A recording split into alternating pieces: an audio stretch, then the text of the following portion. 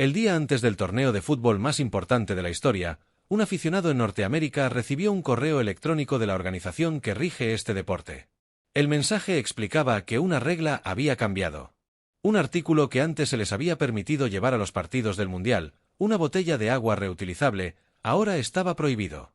No se trataba de un arma ni de un problema de seguridad surgida recientemente. Era una botella de plástico blanda, transparente y vacía, del tipo que se suele llevar a partidos de fútbol, festivales de música y eventos al aire libre en todo el mundo.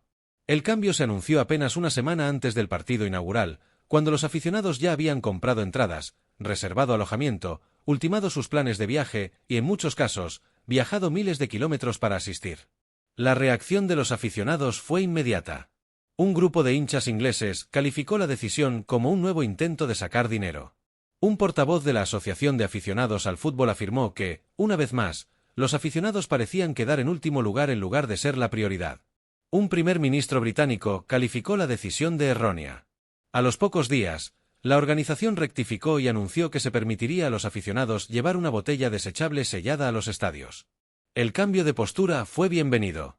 Sin embargo, vale la pena analizar este episodio, no porque la política sobre botellas de agua sea el tema más importante de este torneo, sino porque refleja un patrón más amplio en la relación entre la FIFA y los asistentes a sus partidos durante el periodo previo a la Copa del Mundo. La secuencia era familiar, una decisión tomada sin considerar plenamente sus consecuencias prácticas, una justificación comercial que parecía primar sobre el sentido común, críticas generalizadas por parte de los partidarios y una rectificación solo cuando esas críticas se volvieron imposibles de ignorar. Ese patrón de decisiones, críticas y rectificaciones ha marcado la gestión pública de la FIFA respecto a este torneo en múltiples aspectos a lo largo de muchos meses. Con el inicio de la Copa Mundial de 2026 mañana, la controversia de la botella de agua se inscribe en ese contexto más amplio. La botella en sí no es el tema central. Es el último capítulo de una historia que comenzó mucho antes de que ese correo electrónico llegara a los aficionados. El primer problema es el calor. La prohibición de botellas de agua no surgió en circunstancias normales. Se produjo durante los preparativos para un torneo en el que se prevé que 14 de los 16 estadios anfitriones experimenten condiciones que superen los umbrales de seguridad reconocidos para el rendimiento deportivo y el bienestar de los espectadores. Una investigación realizada por universidades del Reino Unido y Canadá, utilizando 20 años de datos meteorológicos de las sedes anfitrionas, reveló que en un verano más caluroso de lo normal, condiciones que los climatólogos consideran cada vez más habituales, hasta 9 estadios podrían superar los niveles críticos de peligro por calor durante la mitad del torneo. 4 estadios podrían experimentar temperaturas de bulbo húmedo de 32 grados Celsius, una medida que incorpora el calor, la humedad y la radiación solar, y que se considera un indicador más preciso del riesgo por calor que la temperatura del aire por sí sola. Entre los recintos que corren mayor riesgo se encuentran varios de los estadios más importantes del torneo. Houston, Monterrey, Filadelfia, Kansas City, Boston y el estadio que da servicio al área metropolitana de Nueva York-Nueva Jersey, todos ellos funcionando sin aire acondicionado completo en espacios abiertos o parcialmente abiertos, fueron identificados entre los que enfrentan los desafíos más significativos. Monterrey ha registrado temperaturas veraniegas superiores a los 40 grados Celsius en los últimos años. Houston presenta lo que un experto en clima describió como la combinación más peligrosa de calor y humedad entre las ciudades anfitrionas. Un subdirector de la Administración Nacional Oceánica y Atmosférica resumió la preocupación con claridad. Los espectadores generan calor corporal al animar, su ritmo cardíaco aumenta, y a diferencia de los atletas profesionales, muchos aficionados padecen afecciones médicas que hacen que el calor extremo sea más peligroso. La respuesta de la FIFA fue exigir pausas para hidratación de 3 minutos en el minuto 22 de cada tiempo en todos los partidos. La medida fue vista por muchos como una medida doble: ayudar a los jugadores a mantenerse hidratados y proporcionar una pausa publicitaria programada para las cadenas de televisión. Los críticos argumentaron que dividir los partidos en 4 cuartos respondía principalmente a intereses comerciales, más que a objetivos de bienestar. Si esta interpretación es del todo justa o no, sigue siendo objeto de debate. Lo que sí está claro es que la FIFA impuso pausas para la hidratación de los jugadores, al tiempo que intentaba impedir que los aficionados llevaran botellas de agua reutilizables a los estadios. Los jugadores tendrían descansos para refrescarse. Se les informó a los aficionados que sus botellas representaban un riesgo para la seguridad. El contraste se notó de inmediato y fue ampliamente difundido. Para muchos observadores, se convirtió en una clara muestra de un torneo en el que el bienestar de los jugadores y el de los aficionados parecían regirse por criterios diferentes. Sin embargo, El problema de las botellas de agua es solo una parte de un panorama más amplio. Otro factor es la prohibición de viajar, que ha alterado el carácter de este torneo de forma irreversible. Dos proclamas presidenciales emitidas en junio y diciembre del año pasado impusieron restricciones de viaje a ciudadanos de 39 países que buscaban ingresar a Estados Unidos. Dichas proclamas incluyen excepciones: atletas, entrenadores, personal de apoyo esencial y familiares directos tienen permitido el ingreso. Estas disposiciones garantizan la participación de equipos calificados. En la práctica, lograron su objetivo. Las 48 naciones están presentes. Los jugadores de Irán viajan desde su base en Tijuana los días de partido. Los jugadores de Haití también compiten. El capitán de Costa de Marfil afirmó que su equipo podía jugar sin público y que ganar partidos seguía siendo la prioridad. Sin embargo, las exenciones también revelan lo que quedó excluido. Los espectadores no están exentos. Los periodistas no están exentos. Los patrocinadores corporativos no están exentos. Los familiares lejanos no están exentos. Esta política permite que el fútbol siga adelante, mientras que deja a muchos otros sujetos a las restricciones. Como resultado, los aficionados de 4 naciones clasificadas, Haití, Irán, Costa de Marfil y Senegal, se enfrentan a obstáculos directos para asistir a los partidos en Estados Unidos. Sus selecciones se ganaron un lugar en la Copa del Mundo. Sus jugadores y entrenadores completaron exigentes campañas de clasificación. Pero muchos de los aficionados que esperaban seguirlos se han visto impedidos de hacerlo por políticas que la FIFA no tenía autoridad para modificar y que no impugnó formalmente. En la Copa Africana de Naciones celebrada en Marruecos en enero, el hincha senegalés Djibril Diab expresó una opinión sencilla. Si Estados Unidos no quería aficionados de ciertos países, argumentó, no debería haber aceptado ser sede del torneo. Esta observación requiere poca interpretación. Plantea una pregunta directa sobre la relación entre organizar una competición mundial y ofrecer una bienvenida internacional. La FIFA no ha dado una respuesta clara. A principios de este año, 8 delegados de la UEFA en el Consejo de la FIFA abandonaron una reunión en protesta por las preocupaciones relacionadas con la gestión del torneo. Esa acción fue significativa. Consistió en que altos dirigentes del fútbol europeo abandonaran colectivamente una reunión del Consejo de la FIFA. Si bien no se han revelado todos los detalles de la disputa, el abandono de la sala reflejó el nivel de frustración que se había generado dentro de las estructuras rectoras del fútbol.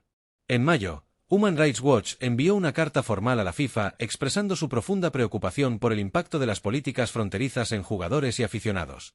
La organización argumentó que las políticas implementadas o propuestas por el gobierno anfitrión contravenían tanto el espíritu inclusivo de la Copa Mundial como los propios compromisos de no discriminación de la FIFA.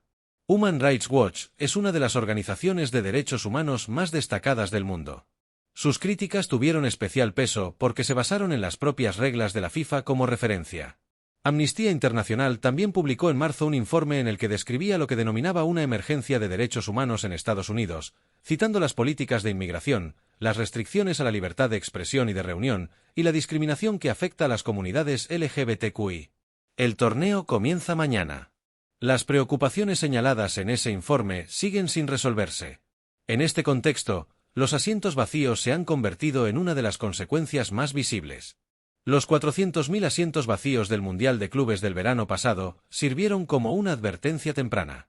Dicha advertencia no se abordó de manera efectiva, y los indicadores iniciales para este torneo apuntan en la misma dirección. Más de 17.000 aficionados cancelaron las entradas que ya habían comprado. Los hoteles de 11 ciudades estadounidenses, sede del torneo, registran niveles de ocupación inferiores a las previsiones iniciales. El director de un hotel de Houston, que esperaba una ocupación total, no alcanzó ese objetivo. La ocupación hotelera de Seattle en junio está por debajo del nivel registrado durante el mismo mes del año pasado. Dallas tiene entre 350.000 y 490.000 entradas sin vender para 9 partidos. Un partido amistoso de Inglaterra en Tampa atrajo a 13.000 espectadores a un estadio con capacidad para 69.000 personas, tan solo 5 días antes del torneo. Los factores que explican esas cifras son identificables y están documentados. Entre ellas se incluyen las restricciones de viaje que afectan a 39 países, la congelación de visados que, en su versión más amplia, afectó a ciudadanos de 75 países, una advertencia de viaje emitida por una coalición de 120 organizaciones de la sociedad civil que alertaba a los visitantes sobre los graves riesgos, la decisión de los grupos de aficionados LGBTQ y en Inglaterra y Alemania de no mantener una presencia visible, el llamamiento público de un expresidente de la FIFA a los aficionados para que no asistieran a los partidos, y el comentario de un experto jurídico suizo implicado en la reforma de la gobernanza de la FIFA a los aficionados de que estarían mejor viendo los partidos por televisión. Cada factor influyó en la asistencia. En conjunto, contribuyeron a un descenso en la participación internacional, reflejado en los datos hoteleros, las reservas aéreas y los mercados de reventa de entradas. Es difícil evitar la conclusión general. La FIFA tuvo tiempo de responder a todas las señales de alerta importantes antes de este torneo. Durante el Mundial de Clubes del verano de 2025, se hicieron evidentes las preocupaciones sobre la asistencia. Las restricciones de viaje se plantearon repetidamente mediante cartas e informes durante el otoño y el invierno. La política sobre el uso de botellas de agua podría haberse abordado meses antes mediante consultas con las organizaciones de aficionados que ya participaban en debates sobre el bienestar de los seguidores. Las quejas sobre el precio de las entradas y la distribución de los asientos surgieron tan pronto como comenzaron las ventas. Se documentaron fallos en los planes de acción de derechos humanos, ya que todos los comités de las ciudades anfitrionas, salvo uno, no alcanzaron sus objetivos, meses antes del partido inaugural. La FIFA respondió con declaraciones, compromisos, referencias a su reglamento y marco de derechos humanos, y rectificaciones ocasionales cuando las críticas se volvieron suficientemente intensas, como sucedió con la política de botellas de agua. Sin embargo, el enfoque subyacente se mantuvo constante. El modelo comercial se mantuvo intacto. Los objetivos de ingresos permanecieron sin cambios. Se reconocieron las preocupaciones de los simpatizantes y la comunidad, pero principalmente a través de declaraciones en lugar de ajustes sustanciales. Esas decisiones han tenido consecuencias cuantificables. Se pueden observar en las cifras de ocupación hotelera, los mercados de reventa, las 17.000 entradas canceladas, los 50.000 asientos vacíos en un partido previo al torneo en Tampa, el correo electrónico que informaba a los aficionados de que las botellas de agua reutilizables estaban prohibidas y el mensaje posterior, días después, que anunciaba que la decisión se había revertido. Ahora que por fin empieza el partido de fútbol, queda otra pregunta en el aire. Los goles, las actuaciones y los momentos que definen un mundial están a punto de llegar. Los partidos comienzan mañana por la noche en el Estadio Azteca, continúan al día siguiente en Toronto y más tarde esa misma noche, en Los Ángeles. Más allá de las controversias que han rodeado este torneo, el fútbol en sí será auténtico. Pero un buen fútbol y una gestión eficaz de torneos no son lo mismo. Una puede existir sin la otra. La historia de cómo se organizó el Mundial de 2026, las restricciones de viaje, las preocupaciones sobre la asistencia, el incidente de la botella de agua, el abandono de la UEFA, las críticas por derechos humanos y las 17.000 entradas canceladas, seguirán formando parte de la historia del torneo independientemente de lo que ocurra en el terreno de juego. Esa historia seguirá siendo cierta el 19 de julio, pase lo que pase de aquí a entonces.